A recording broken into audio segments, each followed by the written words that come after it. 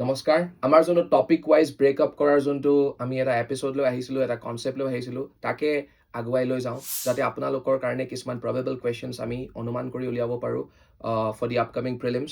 যদি আপোনালোকে চাই কুৱেশ্যন নম্বৰ 81 2023 যোনখন পেপাৰ চিৰিজ এৰ was based on Ahom dynasty okay directly it was based on Ahom dynasty তাৰপিছত 82 কিছুমান আহোমৰ আৰু মোগলৰ লগতে হওক বা ধৰক অন্য পাৰ্টিজবিলাকৰ লগত যোনবিলাক ট্ৰিটি চাইন কৰিছিল সেইবিলাক বহুত বেছি ইম্পৰ্টেণ্ট সেইবিলাক চাব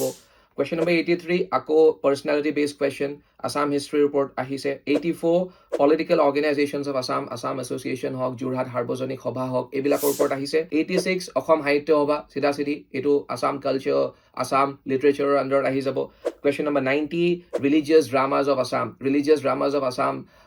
মহাপুৰুষ শ্ৰীমন্ত শংকৰদেৱে যোনবিলাক নাটক ৰচনা কৰিছিল যোনবিলাক ভাওনা তেখেতে ৰচনা কৰি থৈ গৈছে অ'কে ৰুক্মিণী শৰণে হওক বা অন্যান্য যোনবিলাক নাটক চিহ্ন যাত্ৰা হওক সেইবিলাক আপোনালোকে ভালকৈ চাব লাগিব আৰু